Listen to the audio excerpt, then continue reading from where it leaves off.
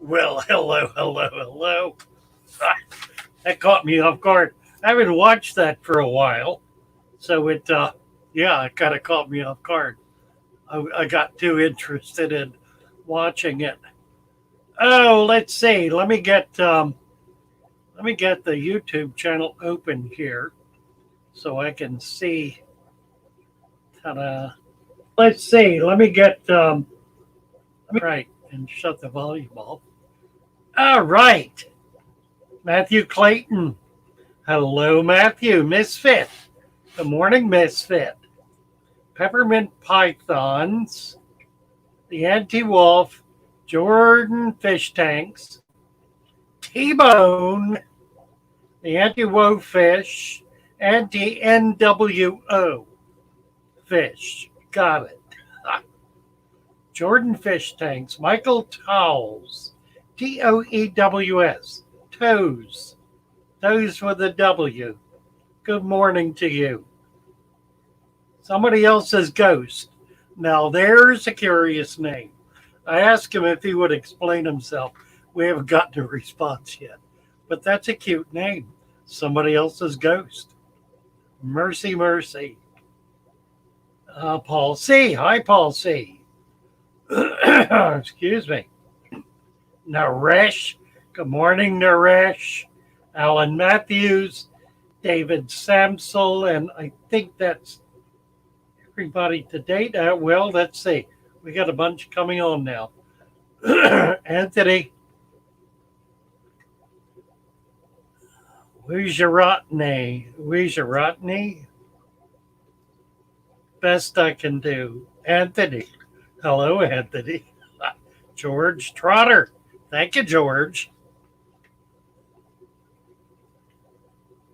After spending 10 years or more wearing black, I decided I'm going to wear colors. So I've been buying these fancy Florida a la California Tommy Bahama shirts. And they've become, I like them better than black. Oh, who else? Aquafile. Hello, Aquafile. 3G. Roman Chirac. Hey, Roman. Andrew Todd. Good morning, Andrew. Tam Shepard. Let's see, we got 22 watching and 14 thumbs up. Keep the thumbs up going, guys. Doing well. Everybody's saying good morning to everybody.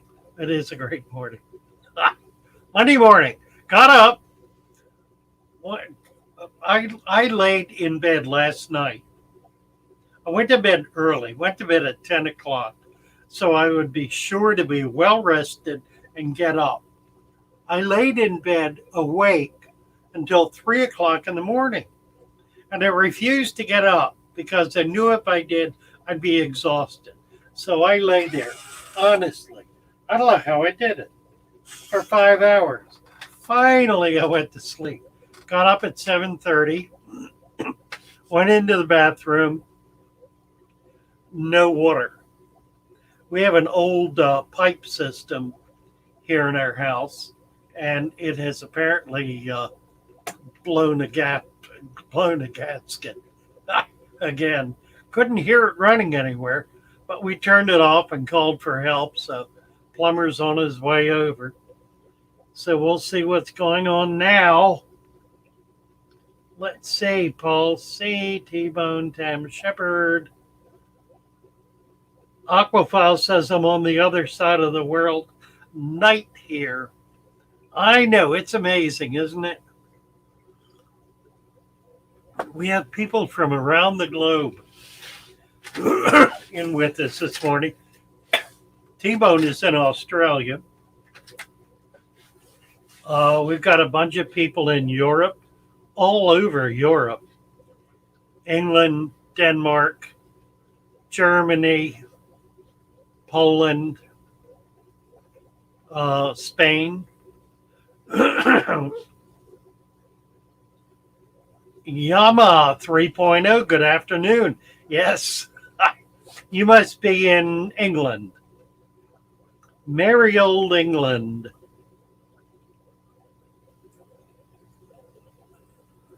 Let's see, Hannah Robinson. Hello, Hannah. We got a Brad Hobbies. Hannah is in Czech,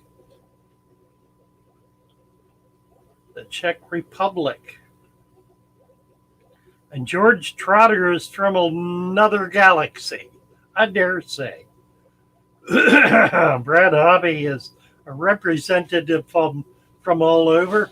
Yama 3.0 is in Belgium. So let's see.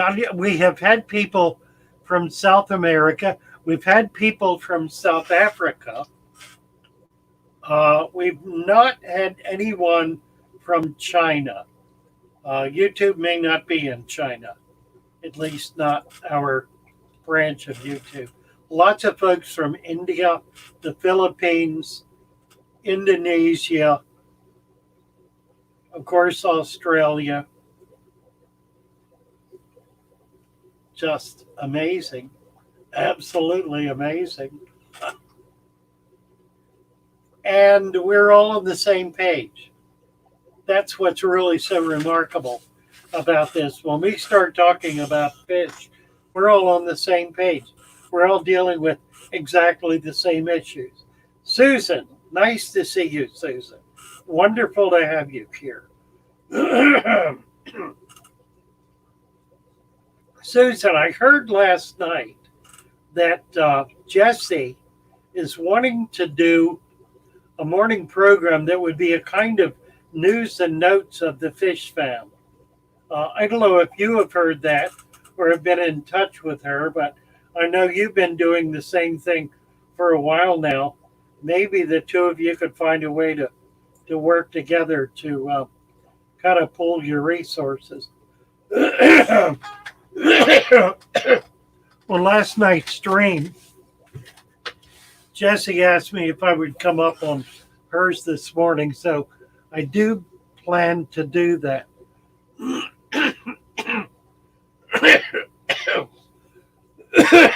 Oh, excuse me. Brad has a good comment on China. It's inaccessible from mainland China, but you can get it from Hong Kong, Macau, the Shanghai Free Trade Zone, certain hotels, and VPN. Banned T-Bone in China a couple of years ago, T-Bone says. More's the pity. I'll tell you, Trump had it right about China, and Biden does not. The people of China are heroic people that are profoundly oppressed.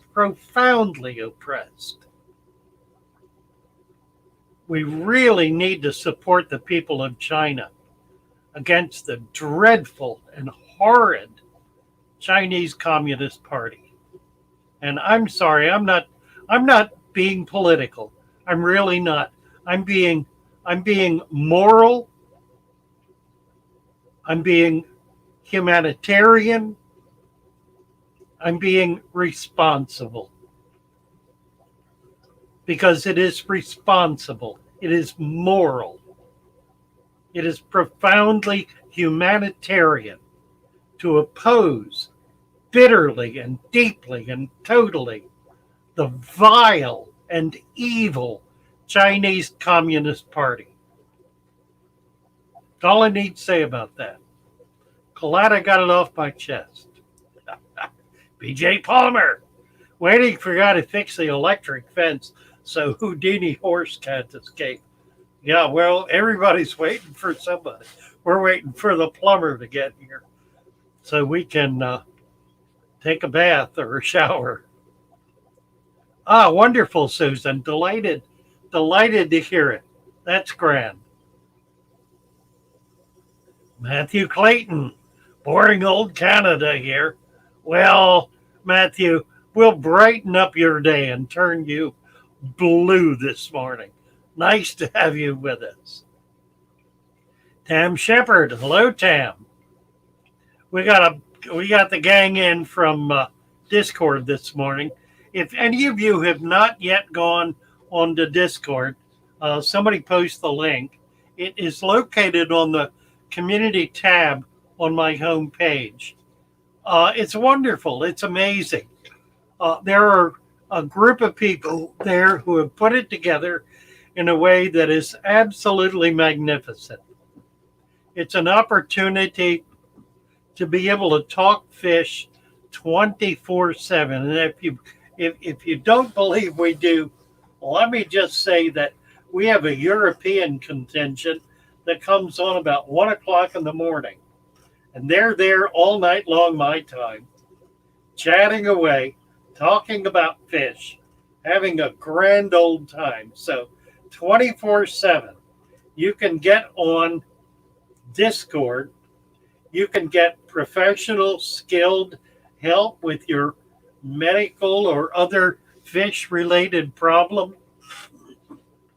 You can chat away. You can chat about, oh golly, whatever you want to. We had to set up a channel or a forum for people who didn't want to talk about fish, who just wanted to talk about other hobbies. Thank you, Tisha, for that. Tisha, she may be in this morning. It's late for Tisha. Late at night for Tisha. But she's on all night long. So come on in. Enjoy. It is this times 10. You can post pictures.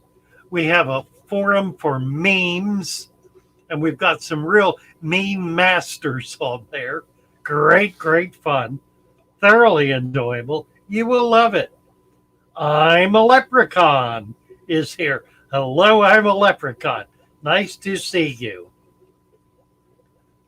Let's see. Tam, the anti-NWO. Guppy Grass Galore. Hello. Tam Shepard, T-Bones, Yuma 3. I'm repeating myself. Vinoksky. Hello, Vinoksky. Nice to see you this morning. BJ Palmer. I'm repeating myself. I know. It's okay. I'm excited. I'm happy to see everybody. Anna Tam. I think I got everybody. Let's see. We got a question here. Doobie-doo. Aquaphile says, I can't stay. Who needs to study? But it's our last day tomorrow, and I'm planning to make a mini aquatic plant farm with plants that I only like. Ha ha. Well, we'll be delighted to see it, Aquaphile. Make sure you keep us posted as to what you're trying to create there. I'm sure it'll be interesting. George Trotter, what's your feeling on just using a sponge filter, also on LRB style? I'm all in with LRB, and I'm all in with just sponge filters. In fact, that's all I have on any of my tanks, with the exception of the saltwater, where I don't have any filter at all. Let me show you. I have power heads. I got 2 power heads. So they're working. 2 power heads in each of these tanks. These were set up 3 or 4 days ago. And I'm going to be going out today or tomorrow doing some more serious collecting and hope to be able to come up with a lot more invertebrates. I want to get some macroalgae, and we'll try to get some microfauna as well. So that's what we're doing.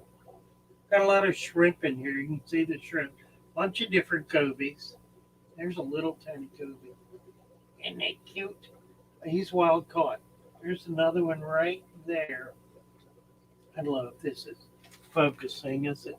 Hardly. It's a little difficult. There he is. Tiny little goby. He's a baby.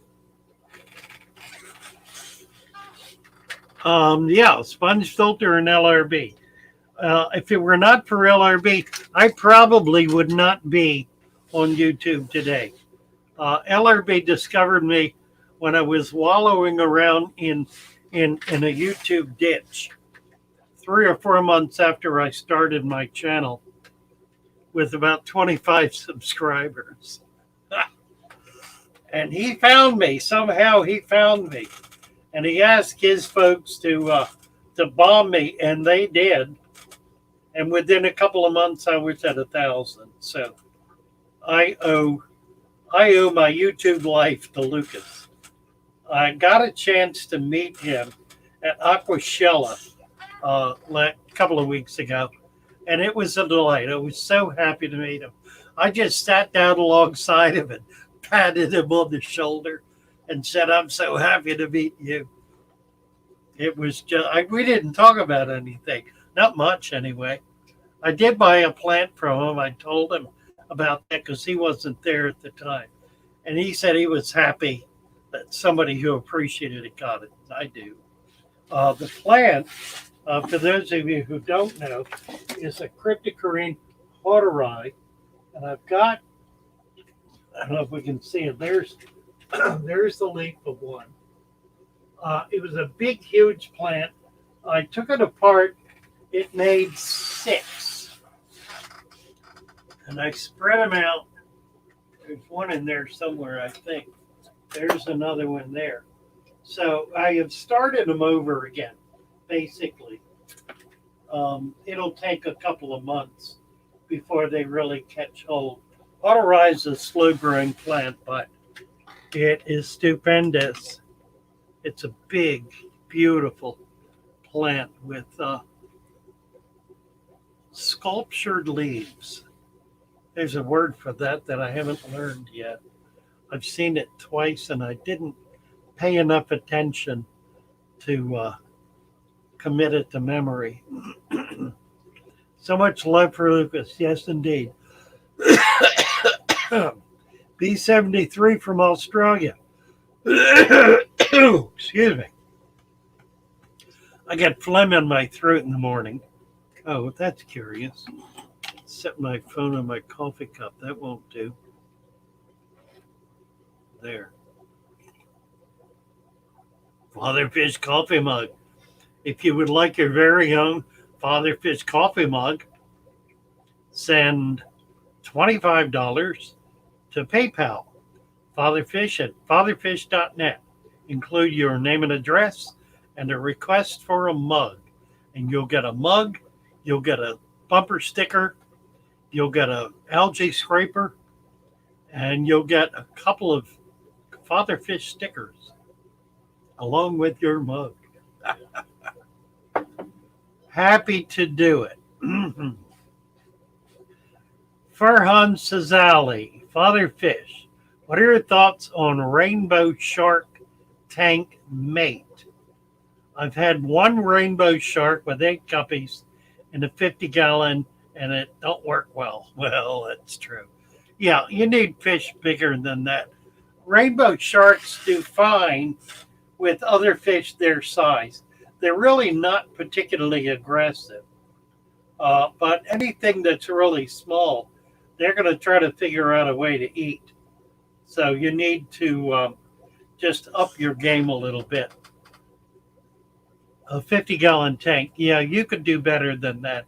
Guppies, if you're going to do big fish in your big tank, then get a little tank for little fish. A 10 or a 20, a 29, something smaller that you can keep guppies and tetras and other small fish in. You're not going to get away with keeping guppies with anything that's bigger than 2 inches. Almost anything. Maple Street Aquatics. Hello, hello. Nice to see you. Great to have you with us. Balm. Hi, Balm. Hello, hello. Let's see. Deborah Shearer. Hello, Deborah. I think I'm covered back there. I'll go forward. Danang0259. Love your videos. Have you any experience with plenums? Yes, I have quite a lot of experience with plenums. I find that they are, relatively speaking, meaningless. They are neither a help nor a hindrance. They're a clever idea. They're like under gravel filters. A really good idea, but basically worthless. That's really where I'm at with plenums. They're easy enough to do. In fact, if you have an under gravel filter, I recommend you pull out the tube, the lip tube, and put 2 inches of sand in, and you'll be good to go.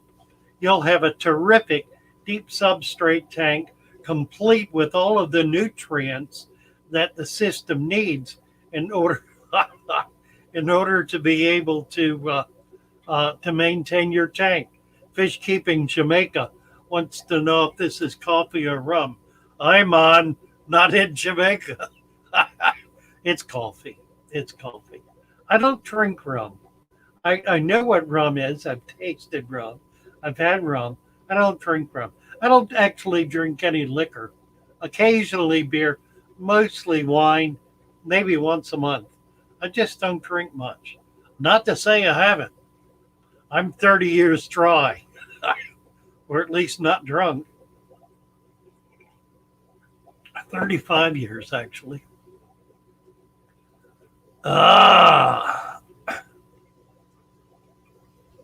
Balm is saying, shark chase the SAE and leave everyone else alone. Pretty much, but again, with little tiny fish, you're just not going to get away with it.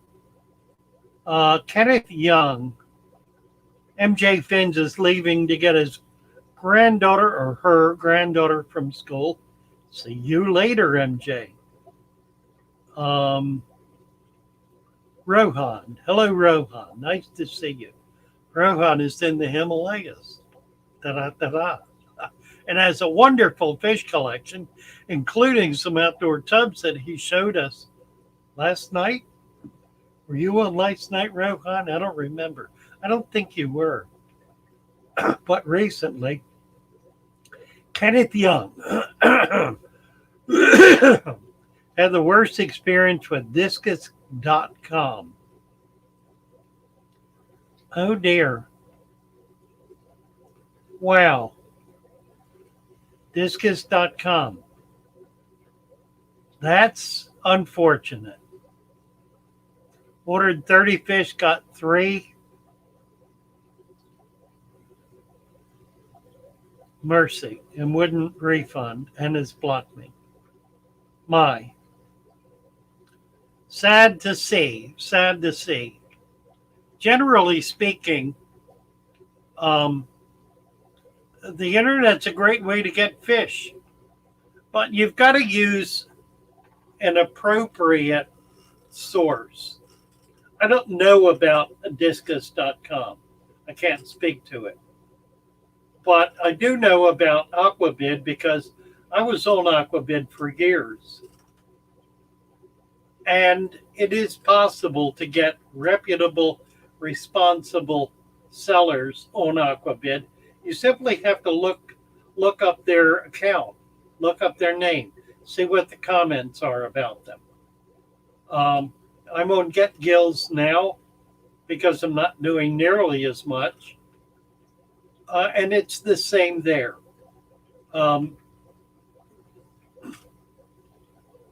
I don't know. I guess the better part of valor is before you buy online, make sure you've checked out the seller to the best of your ability. Learn what you can about them, especially try to get comments from others and don't depend on the comments on their site. Try to get some independent um, knowledge or information about them so that you can make a responsible purchase. Otherwise, you can get burned. Now, I don't know again about discus.com. Don't know a thing about them. So I can't speak to that.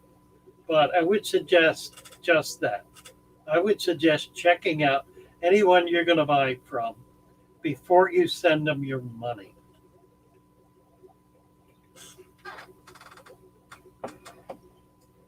Farhan Sazali, I have to rehome the guppies. We'll consider angels. I've had angels with rainbow sharks, and they did okay. Angels are again because they're a high fin. They're more easily nipped at. They're also not a fish that swims around. They're a more stationary fish. So they're a fish like a shark is going to be attracted to, and it's going to bump into and nip at and chase and whatnot. So angels may not be a good choice for the shark either. You want something that's more on the move. Rainbows are a good choice for to be with sharks. Trying to think, what are the Danios are a good choice. Any fish that's swimming constantly and that's fairly large, that's 2 inches or bigger. Those two are really good choices for rainbows. I've had them with many different kinds of fish, generally do well, but I've never tried to keep them with little tiny fish, and I wouldn't. They're just just going to be too aggressive. George Crabtree, does anyone know if there are weaker strains of plants just like with fish? Some plants don't do well for me, but others from a different place do much better. Same plant. I'm sure there are. I'm also sure that plants grow out in different environments. If you get a plant that has been grown out in an environment similar to yours, it's going to do better. If, for example, you have very hard alkaline water and you get plants out of very soft acid water, they're not likely to do as well. The reverse is even more true. Plants growing out in hard alkaline water are rarely going to do well in soft acid water. So there are those kinds of differences.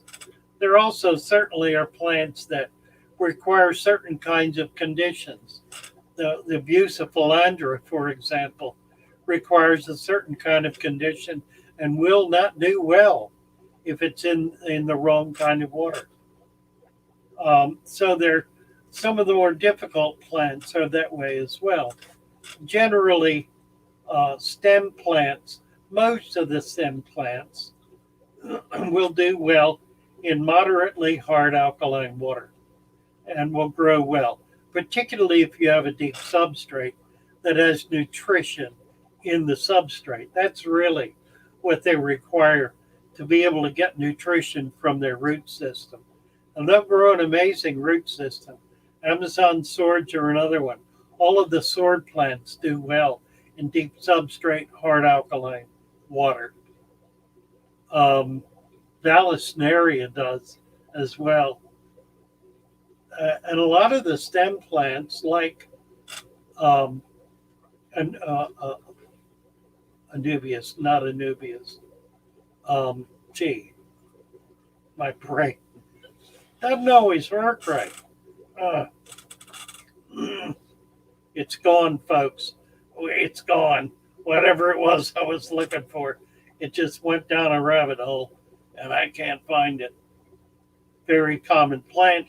everyone has it in their tank. Gee whiz. Strange. Oh well, it'll come to me. Do I have a favorite small loach? Huh. A favorite small loach. Matthew Clayton. Gee whiz. I like the coolies, of course. Everybody likes coolies. It's a cute little fish, and they get pretty good size. They'll get upwards of almost 4 inches, better than 3 inches. They get pretty good size. Favorite loach? That one for sure. Don't much like the black loaches. There are a lot of other kinds of loaches. The hillstream loach is nice. I've had them. I like them. I think my favorite really are the gobies. I really, really like gobies. Saltwater and freshwater. There's so many different kinds of saltwater and freshwater gobies. And they're just wonderful little fish. I don't have any freshwater gobies right now. I do have some saltwater gobies, some of which I caught locally and others I bought. I'm going to have to look for some freshwater gobies. Alex has a wonderful colony of bumblebee gobies that are just delightful. I'd love to get some of those.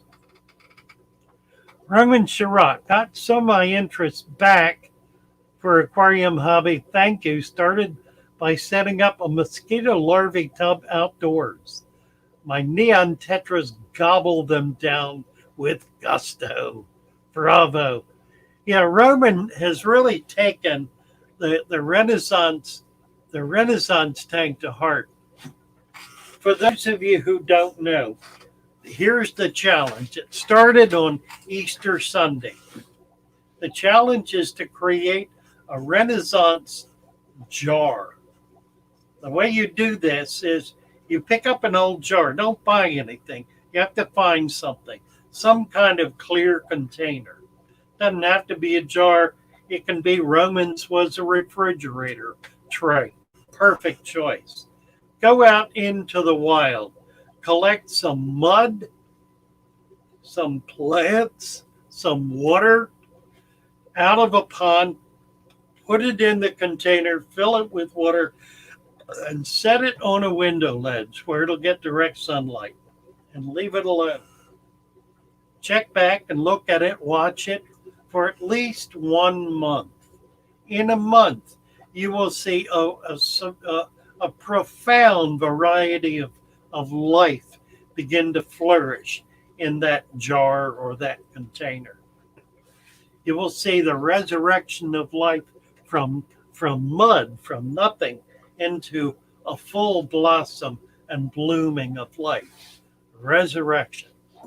That is the beginning of understanding the importance of bringing nature into your aquarium. The most recent campaign we're on is to locate a source of rotting leaves, rotting vegetation that is being broken down in a local body of water, a stream, a creek, a pond. Grab a handful of it up and put it in your tank. It will bring an enormous variety of life into your tank. It will prevent algae growth. It will completely convert your system to one much more suitable for the development and growth of plants. It is the key. Leaves. Leaves from trees are the fundamental key to life in nearly every body of water on planet Earth. Fresh water, that is. Nearly every body of fresh water on planet Earth. Get some rotting leaves, not fresh dried leaves off the ground. You can do those, it'll take longer. If you get the leaves that have begun to rot, you'll also be getting the life that is accumulating on them, that's breaking them down, that's bringing them back into the cycle of life in in the body of water they're in, and will do the same in your tank. So cap your sand with an inch of leaves. Let's see. Guppy Grass, thanks for letting us know, Kenneth Young, about that particular business.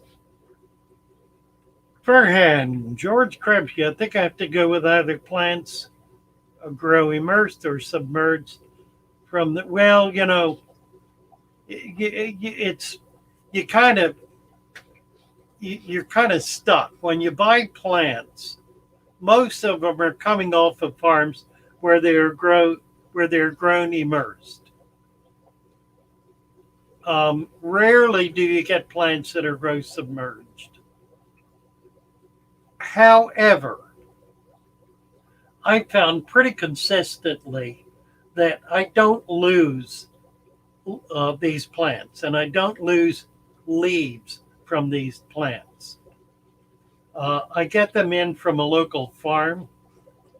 They're not stressed in any way. They've been out of the container they were grown in for no more than a day or two.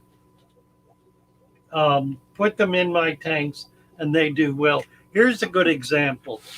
This is plants exclusively from my local farm, some of which are have been put in recently, some of which have been in here for years. And you can see nothing is dying off. I'm not getting phenomenal growth, but I've been doing some kind of cleaning up in here and replanting. So, you know, we're just, a lot of these we're just beginning to get some nice growth on. But there's nothing in here that's suffering or struggling at all. I have one sponge filter in there. It's a deep substrate, about 5 inches. It's an old tank been set up for more than 10 years. Don't really know how long. 10 years that I know of. I got it from someone who, about 8 years ago, who had it for several years. Let's see. Tommy Denda. Hello, hello, Tommy. How are you? Tommy Denda is my chief source of research information. He's come up with some startlingly valuable articles recently that are posted over on Discord about leaves. So I invite you to check them out. CM, my resurrection jar was clear and has a bunch of life, maybe almost 2 months. It turned green about a week ago. Should I do anything or leave it alone? Leave it alone. It will clear up. It might take a month, but it will clear up. I have a, let me show you this. I have a tank. This tank went green about 3 or 4 days ago. I put a lot of extra light on it, which I've now cut back. I also just yesterday put a couple of big hands full of rotting leaves in it to see if they'll have an effect on the algae. This is a single cell algae that's growing in the water column. It will eventually go away as the tank rebalances. I'm doing a few things to help that process along. Cutting back on the lights is one.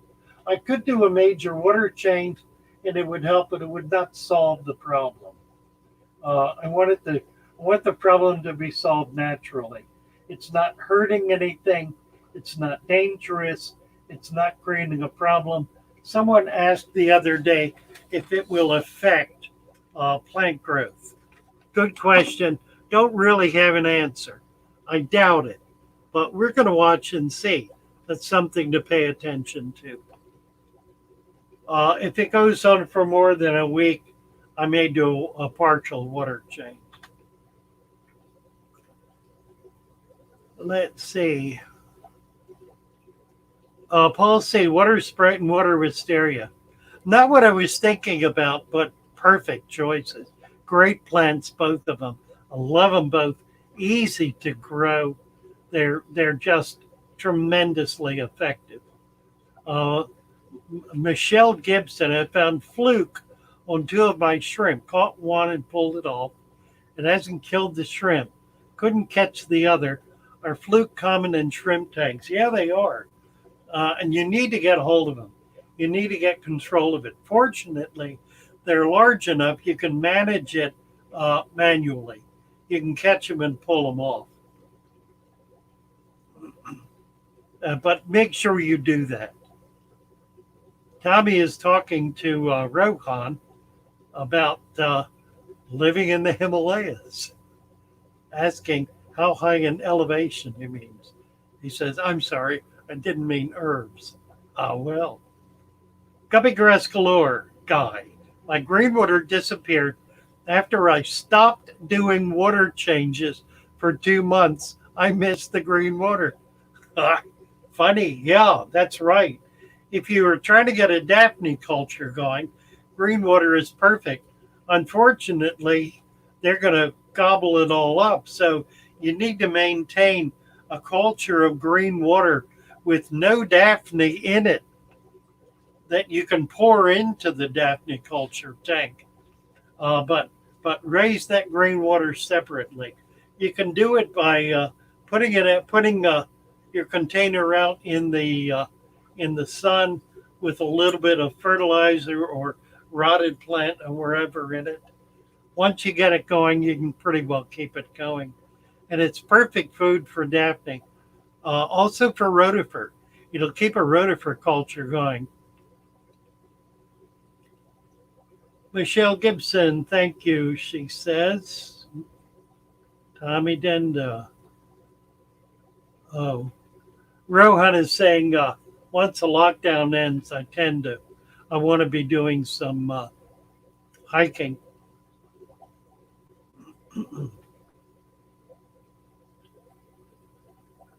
What state are you in, Rohan? Tommy Denda, Rohan. Tommy Denda saw your comment on hummus. You're right. My tubs with a lot of leaf matter and detritus have almost no algae.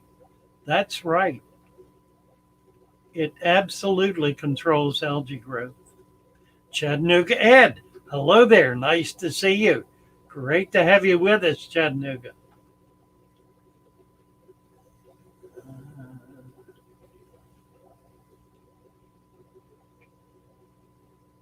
Let's see.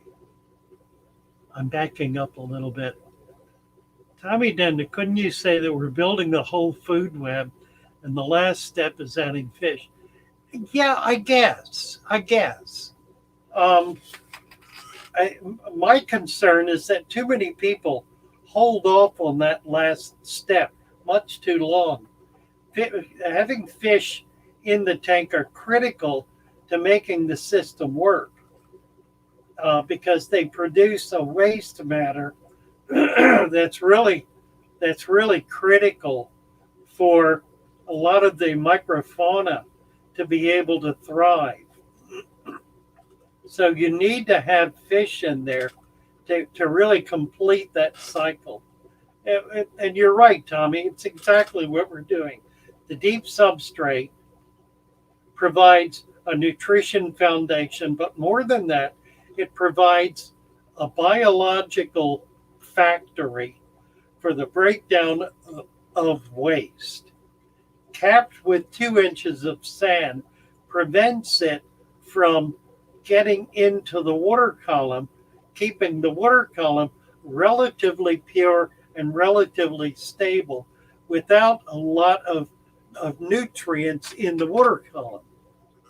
A few nutrient plants, a few plants like Anubias, like Java fern, in the water column will pull minerals and pull nutrients out of that water and keep it clearer, so long as your deep substrate, your mud substrate, is not coming in direct contact with the water column, hence 2 inches of sand.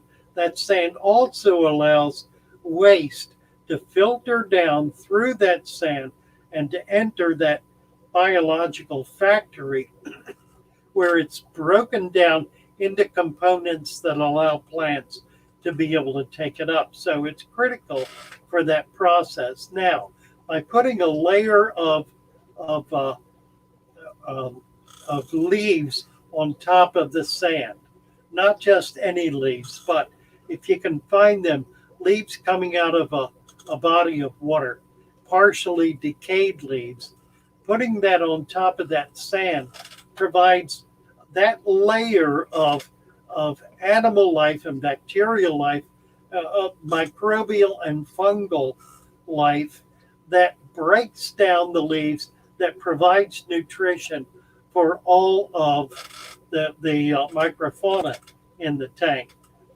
which again breaks down the waste, and allowing it to precipitate into the sand and then into the deeper substrate. Putting fish on top of that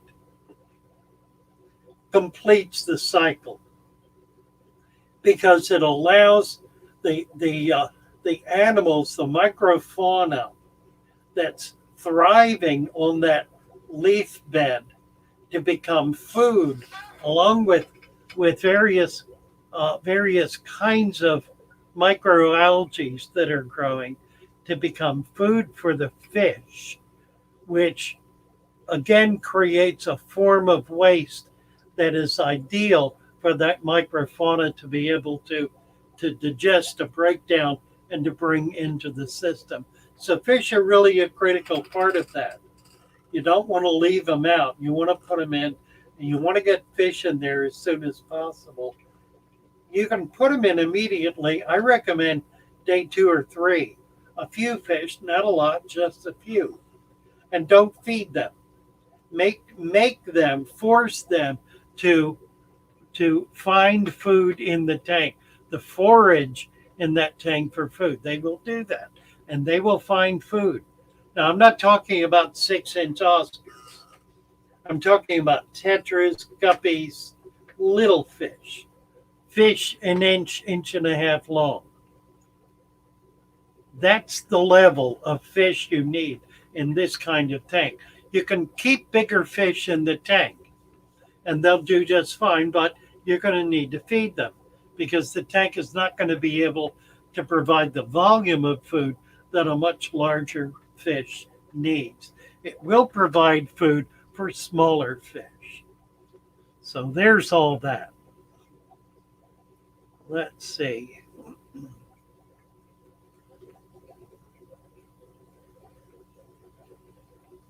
Susan is leaving. Bless you, Susan. Nice to see you. Great to have you with us. Color guppies. So talking to Rohan, says my family is from Almora. We were supposed to visit, but then the pandemic. Million and Sons, good morning, Father Fish, and the rest of you fellow aquarium enthusiasts. May your aquariums, tubs, ponds bring you joy and meaning today and every day. Absolutely. Tommy is saying humic acid being the most important one. I think it's called the world's most complex molecule, humic acid. And humic acid is created by putting leaves in your tank. Isn't that amazing? Just amazing. It's fascinating the way nature understands things that we're only beginning to understand ourselves.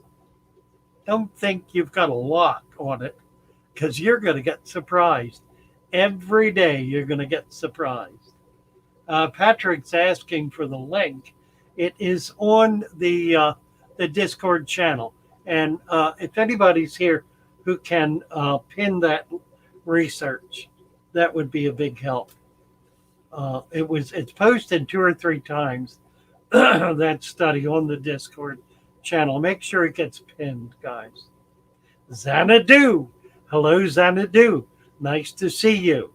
Good to have you with us. Michelle Gibson is saying, I start green water with spirulina. Can be fed directly to tiny fry. Spirulina is, of course, algae.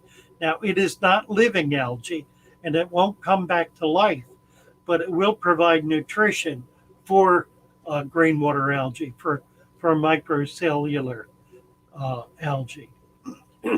So, yes, it does work, absolutely. Let's see. Rohan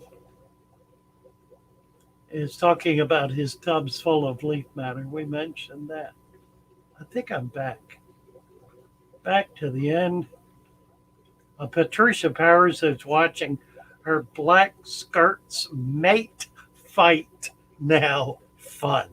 You bet. That mating does look like fighting, doesn't it? You said mate. You said it. You got it right. Chattanooga Ed says he's not in bed. Who said that? Who told you that? Shame on them.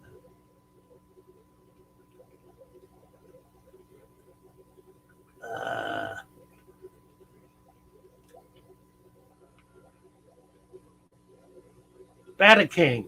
Hello, Bataking. They have a comment up above. I didn't see it.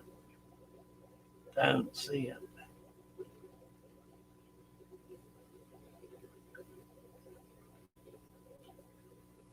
Yeah, that's a great article. You need to read the article. Again, it's posted on Discord. You can find it there. The link may pop up for it. Fantastic article. It's amazing. It'll blow your mind. It will open up your understanding of what these tanks really are all about. It's not simply a matter of I don't know, creating nutrition for plants. It's much, much more than that. It's a way of creating a balance of life in the system that allows everything to thrive. Tommy Denda is asking Rohan how many leaves he put in this tank. Bataking, have a very bad problem. It's not letting me type enough words. Oh dear. Yeah, I see the problem, but he's on his phone and he can only do a few words at a time. Well.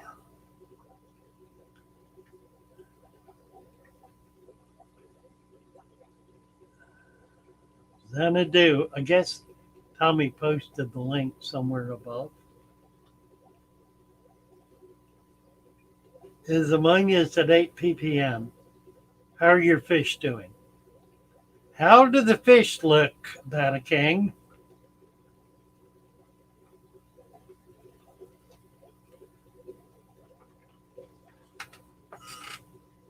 This raises a really significant issue.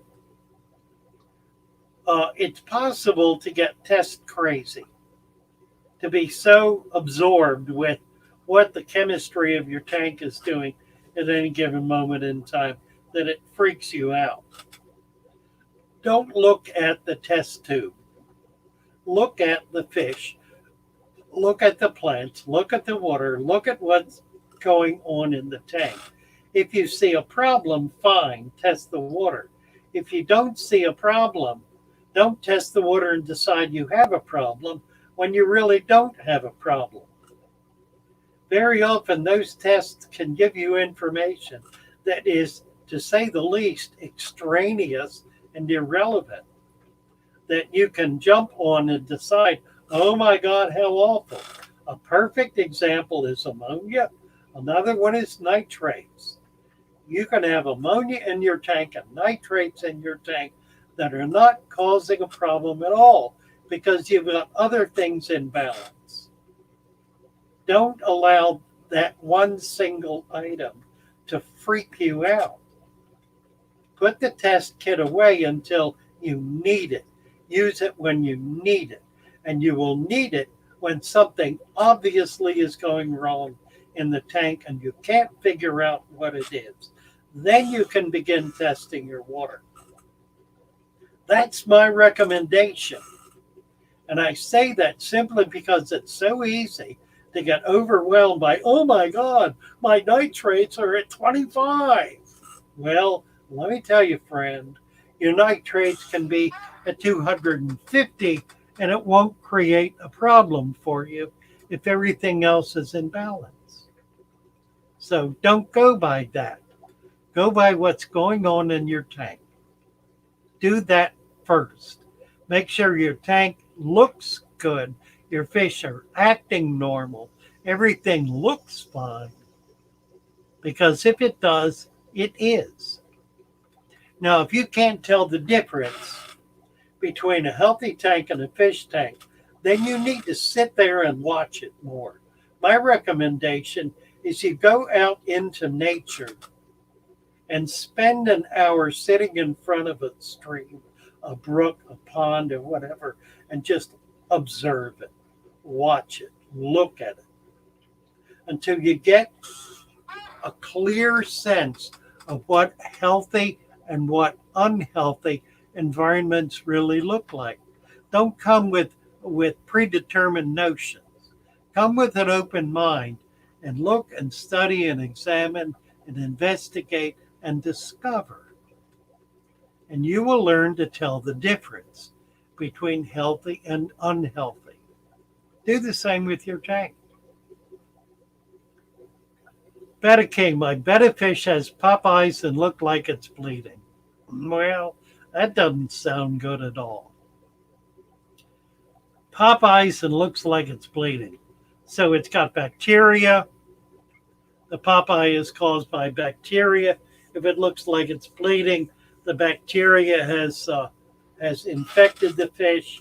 You obviously have a foul condition in your tank. So you should be able to look at the tank without even testing it and see that it is a sick tank. Sick tanks produce sick fish. Sick fish do not occur in healthy tanks. There's something wrong with the tank if the fish are getting sick. Understand that. It's critical to know that. They're all linked together. It's a chain. It's a chain that's linked. The fish are linked with everything else in the tank. Some fish are able to withstand more difficult conditions than others. Bettas are typically not among them. When a tank begins to go foul, bettas are very quickly affected by it, particularly their eyes and their fins. So I would suggest you take that fish out, put him in brand new water. Do not put any food in that tank until he heals. You can put a tiny amount of salt in. I need to take this call. It's the heart center calling about my procedure. Excuse me. Father Fish, Lou Foxville. Hello. Hi. I'm good, Melissa. How are you? You got me?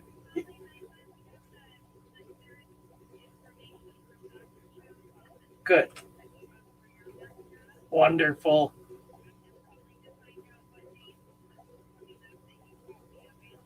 Oh, well, I think you had the 6th. There was temporarily assigned. Is that still available? That's Tuesday next week.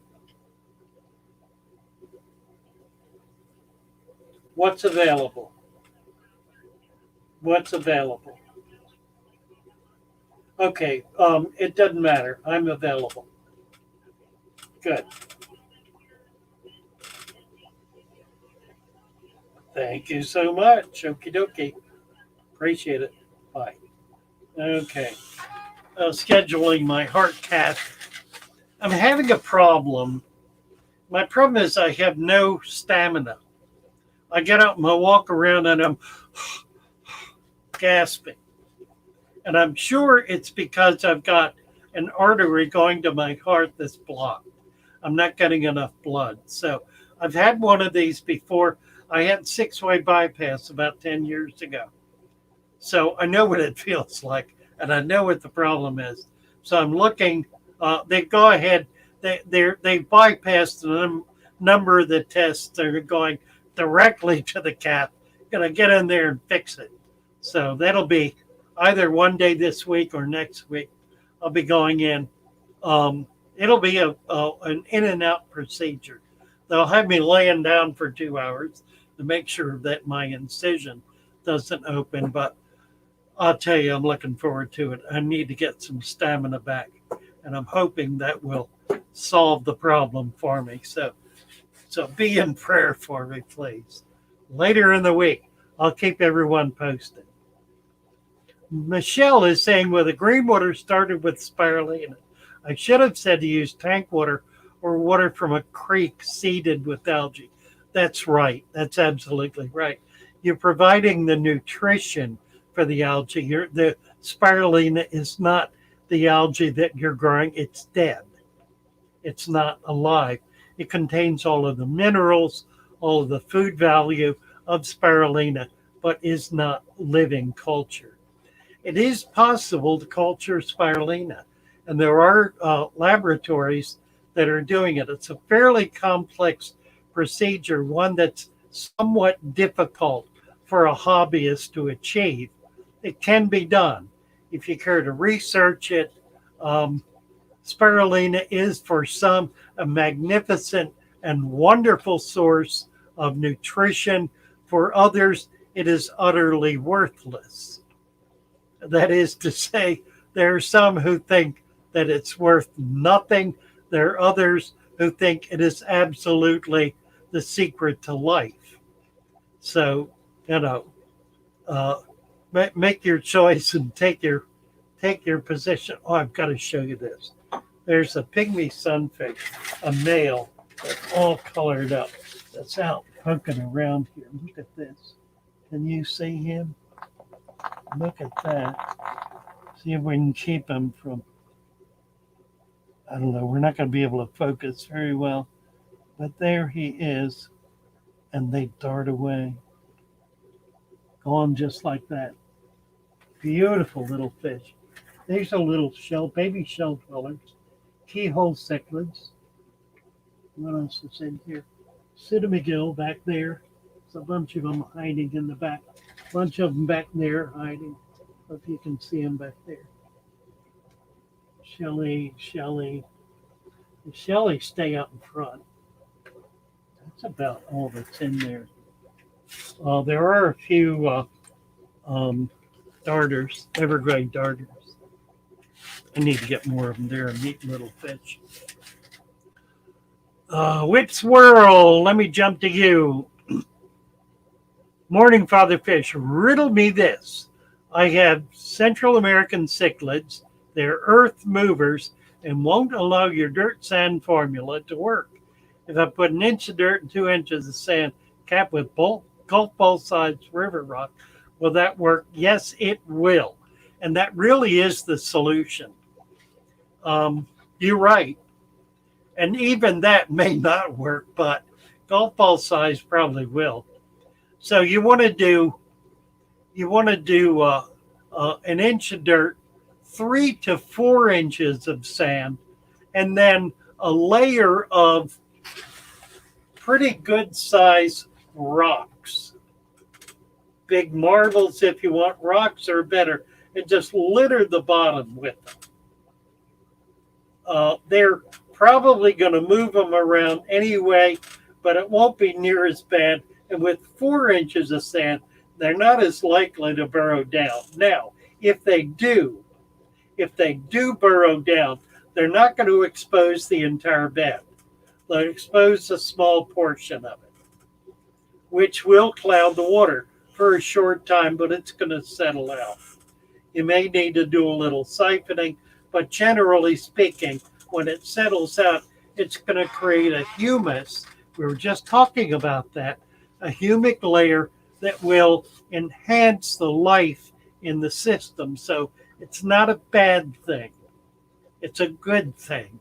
It may not look wonderful to you, but it's not a bad thing.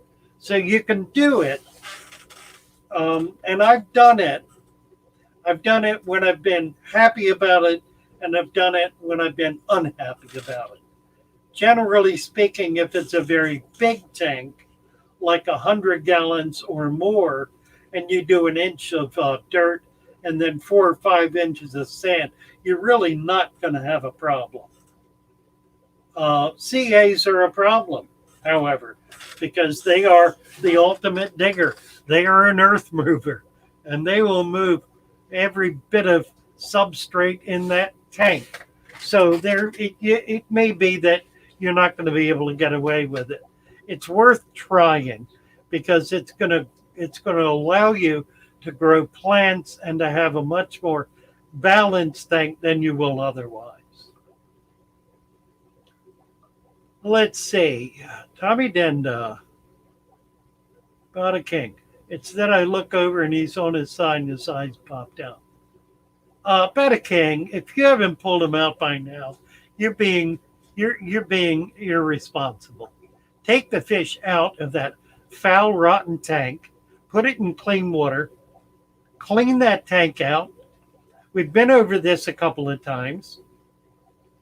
I don't know what you're doing wrong, but you're doing wrong, and you need to straighten it out. Quit coming back all the time with how horrible things are when you refuse to do what's right. Now, if you can't figure it out, sit down and think about it and figure it out. You've been given all the information you need. You've been over on Discord for days, a week or more, and we've been over and over and over this with you, and you're not getting it. So you need to think about it. Now, he's not doing good, is he? He's probably going to die because he's living in foul conditions.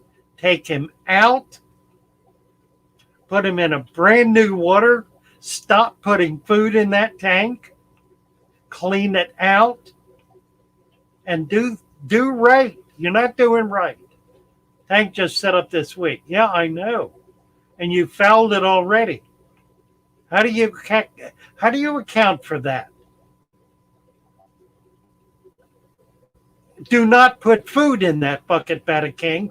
Not one speck of food until he is absolutely healed. Drug-coated stents, Patricia saying, I'm looking forward to it, Patricia. I really am. I'm sorry, Betta. I don't mean to get on your case, but you're whining and you're complaining and you're not paying attention. I honestly think you're just looking for trouble in order to be able to stay in front of us. Don't do that. It's not right to your fish. Do right here. You are welcome. We appreciate having you. We want to have you, but we want to have you do right. You need to start doing it and quit screwing up. Mean, ain't I? Mean, I know. I'm mean. It's the way I talk to my children. Bada King is a young man. A very young man, I might add. I want to say more than that. Patricia Murphy. Is it all right to use some, but not all of the supplements? In other words, bone meal, Epsom salt, and osmocote. Bone meal, Epsom salt, and osmocote. You need iron. Iron oxide is probably the most important thing. Iron. Bone meal is good. Try to get some blood meal. Epsom salt is good. Osmocote is good. Those are all good. Try to get some iron. Thank you, Rohan. Thank you. Cody Johnson. Much love from Texas. Thank you, Cody. All my exes live in Texas. All my loves live in Texas. I'll tell you. Absolutely do. I appreciate you. First time here, Cody. Nice to have you with us. Tommy Denda's name is not the same in Discord. Oh dear. Farts a lot. Well, I don't know if you caught mine or not. Oh, well, I guess we'll let you get away with that. Patrick Murphy, substitute green sand for ironite. Yeah, that's wonderful, Patrick. I don't have access to it.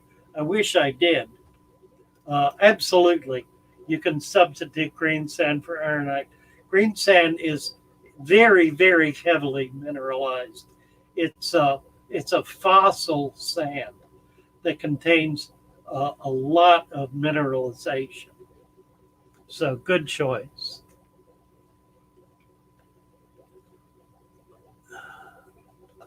Desmond. Tommy Denda's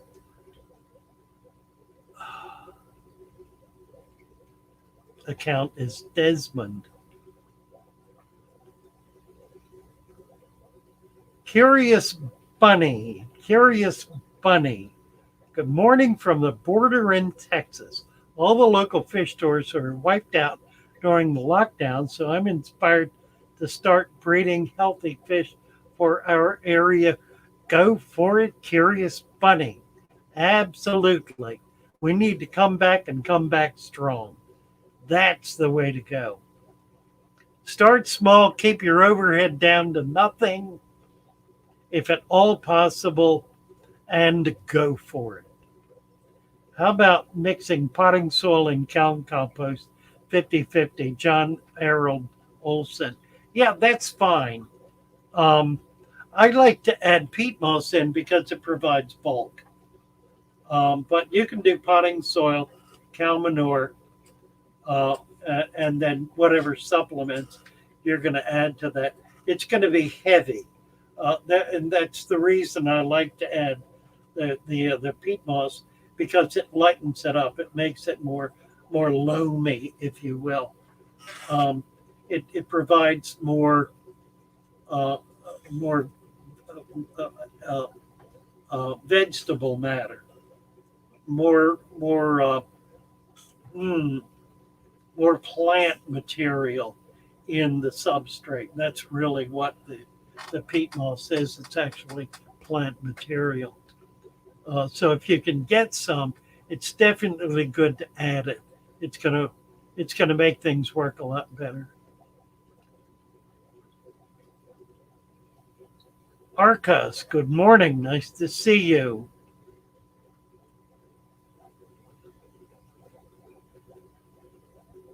Tommy Denda, yeah, green sand. To my knowledge, green sand is only mined in one place. I think it's mined somewhere in Europe, but I know it's mined in New Jersey.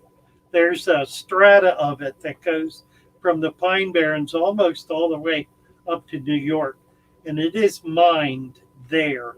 It's difficult to get it much out of that area because simply the shipping costs involved in transporting volumes of heavy composting material. But that's where it's from. I have heard it's available in somewhere in Europe, but I don't know about that. Let's see.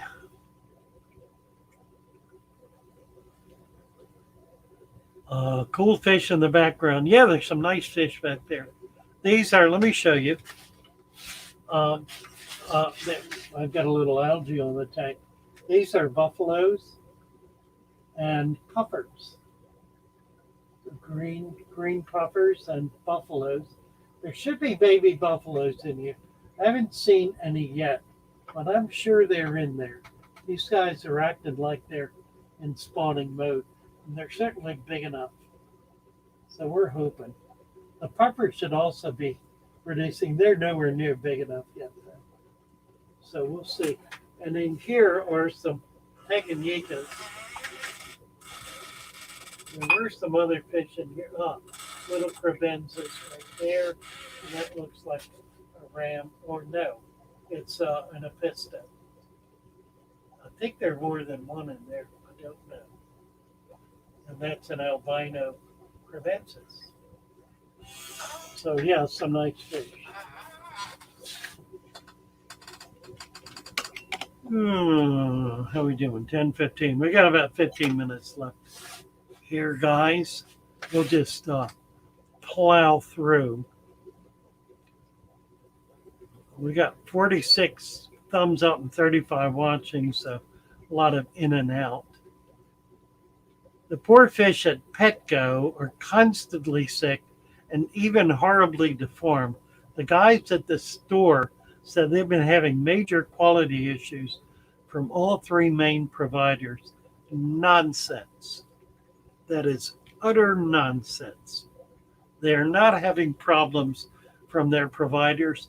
I know who their providers are, and their providers are perfectly reputable, and they're not sending out sick, deformed fish. That simply isn't true. The lack of care at big box stores is notorious, to the extent that they actually make it a matter of company policy to allow those fish to become sick so that they will die and the customer will bring them back for a replacement. It gets the customer back in the door. And when the customer comes back in the door, they spend more money than they would have otherwise. So it's a con. It's a ripoff. It's an absolute criminal act. And it needs to come to an end. These stores that are not equipped to handle fish in a manner that's healthy and responsible should stop handling them at all. Walmart finally got the message and stopped handling live fish because they couldn't do a decent job of it. The other big box stores need to follow suit, and they need to do it forthwith. They need to allow the ma and pa shops, the hobbyists who are committed to healthy fish, to have a marketplace for their fish, because they don't now. The big box stores are sucking all the air out of the room. They're taking the skimming the prime dollars out of that market and providing sick, deformed, unhealthy fish deliberately. It's absolutely disreputable, and it needs to come to an end. And all of us as hobbyists need to complain to corporate headquarters about it bitterly and frequently in order to bring it to an end, because that's the only thing that's going to stop it. We certainly do not want the government to pass a bunch of laws about keeping fish. We don't need that. We need customer pressure on these businesses to stop doing what they are totally ill-equipped to do, and to allow the development of an industry of healthy fish coming out of the hobbyist community that will replace the sultry activities that they're involved in. So there's that rant. Let's see. Yeah, cruelty to animals. It is absolutely. Finthusiast says a lot of local fish stores are just as bad. Well, if they are, they need not to be. Anybody going to a fish store knows a little bit at least. And if a local fish store is not able to handle their fish and keep them healthy, they need to figure out what they're doing wrong, because there's no excuse for that. I ran a fish store for 15 years. I didn't have sick fish. Occasionally I would have ick because I had temperature problems in that building, but I always cured it. I never lost fish because of it until my eyes got so bad I couldn't see it. Then I had to have help. But that's a big part of the reason I shut down. I got too old and too weak to be able to do it anymore. Curious Bunny, the fish were bent weirdly. They had broken backs. Looked up laws about the abuse. Uh, yeah, fish are not protected. And frankly, we don't want them protected because the minute they get protected, they're going to be controlled. And that means 90% of the fish that are now available to us will no longer be available. We don't need the government getting involved. We need to get involved. We need to be involved. We need to clean it up. It's not up to the government, it's up to us. Those of us who see the problem, who understand the problem, to get off our dead ends and deal with it. I love that you go the route of collective change through pressure and dollars. If the government gets involved, then you'll have regulations like tank sizes required before you can own a fish. Amen, Curious Bunny. And it'll be worse than that. Probably they'll pass a law making it illegal to have dirted tanks. You know that'll happen. You know it. We don't need that. We don't need the government to get involved. Patrick, Dummy, I'm pretty sure it adds iron. Talking about clay soil. Yeah, I don't see the comment, but the whole issue of clay. Clay is probably the most nutrient rich, mineral rich, I should say, the most mineral rich material you can find. It is, however, so dense that roots cannot penetrate it. They typically grow on the surface of a clay bed. So they're sucking it off from its perimeter. If you will dissolve clay in water, it dissolves, turns into mud. Make it a thin mud.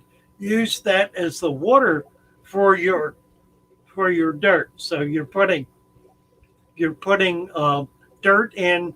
You're putting your whatever your foundation dirt is, putting that in the clay, mixing up a lot of peat moss. Then you're going to have that mineralized material accessible to the plants. It's an effective way to be able to use clay.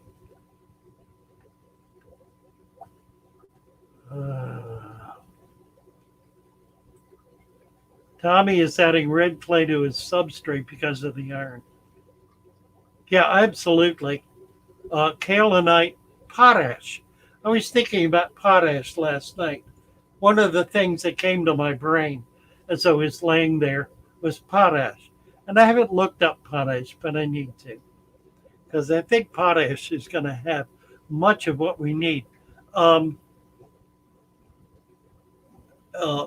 Ash from a wood fire is also a perfect material to add to your substrate. Part of the channel, Farts a Lot says, all right, we'll give you a wrench, Farts a Lot. Honestly. Patrick Murphy, Sky Bliss. I have a feeling I know what Patrick is responding to. Sky Bliss, Patrick Murphy. Talking, here we go. Yeah, that's what I thought. I saw it mentioned above.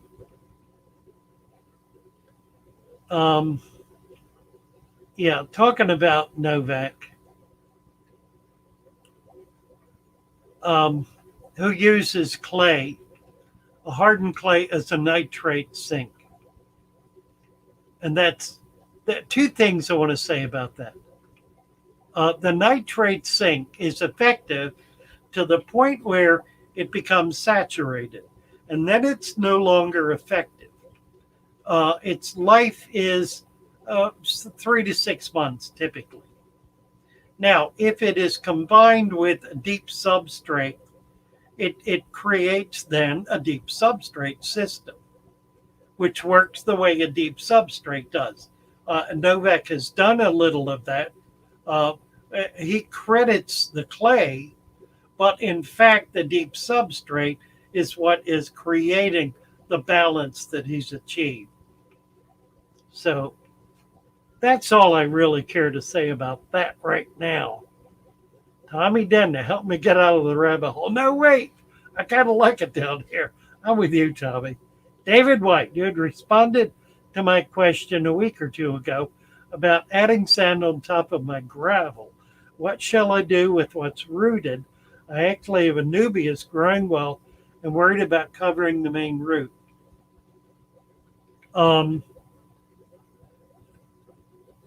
Well, that's interesting. What you probably need to do is pull it up, because the nubius does not want, the roots do not want to be buried. They want to be accessible to the water column. The fact that they're growing well in gravel makes clear, points to the obvious fact that the water is flowing through the gravel, so that anubias is in effect growing in the water column. The water column is down in that gravel. Once you cap it with sand, that's no longer true. So yeah, you're going to need to pull the anubias out and just perch it. It'll come out attached to gravel. Try to leave that as much as possible attached to it. And then when you take it out, just plop it down on top of the sand, and it should be fine.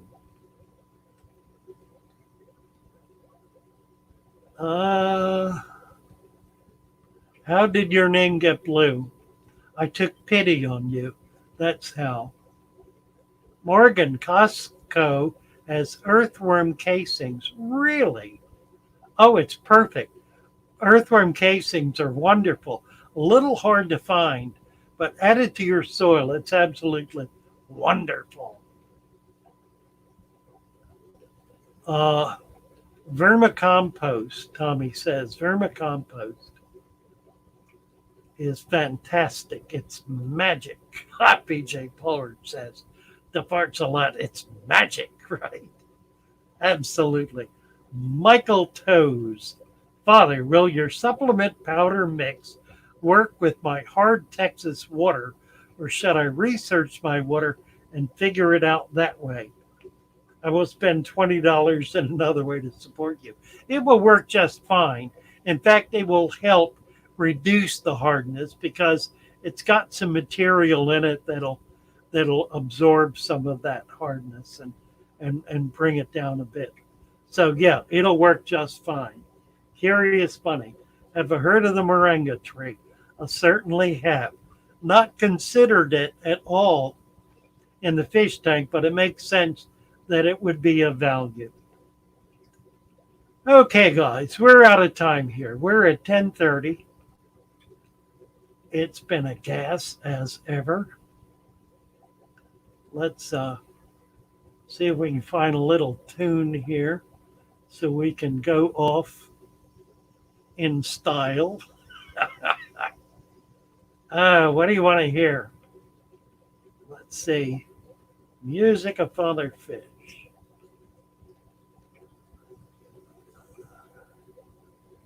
What do we got? How about Yellow Submarine? This is fun. We'll do this. Let's see. This is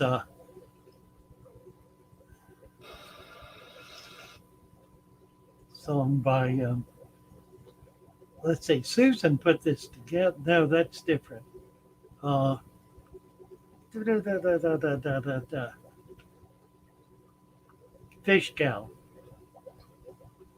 put this together. It's wonderful. You're gonna love it. Let me get it up here. Let's see. Oh, we're there. Okay, here we are. Look at this. That's the Baltimore Aquarium. I was on the board of directors of the Baltimore Aquarium. Oh, many years ago, the founding board in the late 70s, 40, more than 40 years ago. It has expanded and grown since then.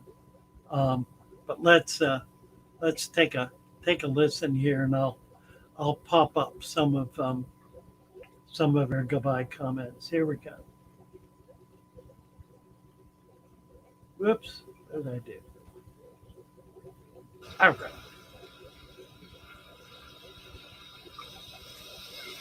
In the town of Baltimore lived a man of the sea, and he told us of his life in the land by Chesapeake. So we searched up on YouTube till we found his tank so clean, and we smiled, we found our way on Father Fish's fun live stream. We all love Father Fish's great live stream. He keeps his tank so clean, the plants they are so green. We all love his fluffy beard, it is so white. His eyes they are so bright, he always keeps it tight. And our friends are all aboard, many more of them, will they still snore? But they'll watch him on replay. Do do do do do do do do do do do do do do do do. We all love Father Fish, his great live stream. His tanks they are so clean, the plants they are so green. We all love his fluffy beard, it is so white. He always keeps it tight. His eyes are so bright. As we lived a life fishy. Everyone! Bye, guys.